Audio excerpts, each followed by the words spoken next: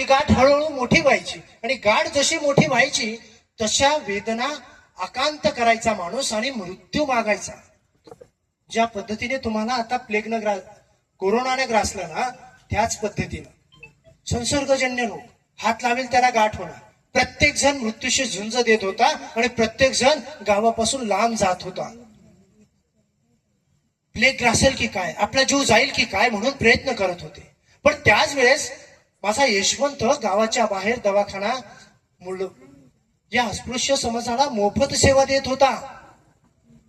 आणि हळूहळू जसं जसं कळत होतं की यशवंत सुश्रुषा करतोय दवाखान्यात, म्हणून एक एक पेशंट दवाखान्याकडे जात होतं. आणि अचानक माझी साऊ प्रत्येक वाड्या वस्तीत जाऊन सांगत होती, प्लेगला घाबरू नका, माझा यशवंत तुम्हाला बरा करेल, चला बाहेर या, कुणाला झाला असेल दवाखान्यापर्यंत चला. पण प्लेग इतका भयानक होता ना माई, अचानक बगलेत गाठ यायची, आकांत करायचा, निभाळायचा माणूस. मृत्यू अक्षरशः तोंडाने मागत होता पण मृत्यू मिळत नव्हता. अचानक सावित्रीमाईला निरोप मिळाला. काय तर म्हणे अस्पृश्य वाड्यात एका लहान लेकराला प्लेगनं ग्रासलोय.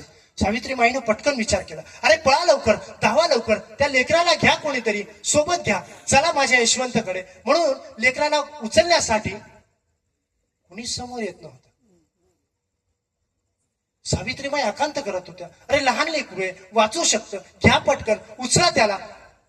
कुणीच समोर येत नाही म्हणून सावित्रीनं विचार केला नाही, लेकरू वाचलं पाहिजे म्हणून सावित्रीनं एक गोधडी घेतली, गोधडीत बाळ लपेटलं, खांद्यावर घेतली आणि पळत सुटली माझ्या यशवंताच्या दवाखान्याकडे. आणि पळता पळता पळता पळता एवढी पळत होती, धाप लागायला लागली आणि अचानक काळानं घात केला. अचानक सावित्रीला प्लेगनं ग्रासलं. माझ्या सावित्री माईच्या काखेत गाठ आली माय.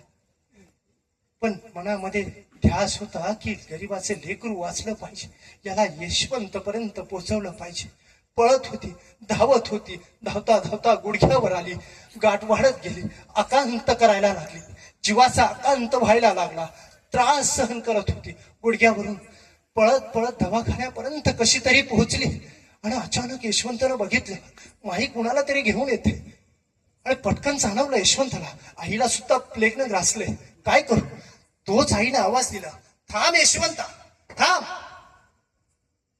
बाळा, आधी यशवंता हे बाळ वाचलं पाहिजे, आधी ह्या बाळाला सुश्रुषा. अगं आई असं काय सांगते, आधी माझी आई पण वाचली पाहिजे ना. आई आई तू सेवा घे ना. नाही यशवंता, तुला आमच्यासाठी डॉक्टर नाही केला रे, अरे या समाजासाठी डॉक्टर केला ना. तात्यांचं स्वप्न पूर्ण करायचं ना. या बाळाला वाचव, हे बाळा वाचलं पाहिजे रे यशवंता. आणि हे बाळ वाचवता वाचवता जर तुला वेळ मिळाला ना तरच आईला वाचव. असं म्हणता म्हणता यशवंत बाळाला सुश्रुषा करत होता. आणि डोळ्यासमोर आई आकांत करते, विव्हळते, त्रास सहन करते, पण मुलगा आईला सेवा देऊ शकत नाही. आई एकीकडे आईचं लक्ष, एकीकडे बाळ, काय करावं. निर्मिकानं कुठल्या स्तरावर आणून ठेवलं. ज्या आईनं डॉक्टर केलंय त्या आईला सेवा नाही देऊ शकत. लेकरूला वाचवलं आणि डोळ्यात देखत माझी माय मेली. माईनं या जगाचा निरोप घेतला. फक्त आणि फक्त या समाजासाठी झटलो, शेवटच्या श्वासापर्यंत या समाजासाठीच काम केलं माय बापू.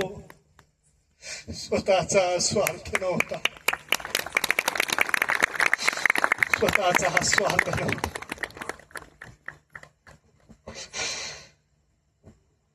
आणि या जगाचा निरोप माझ्या सावित्रीनं पण घेतला.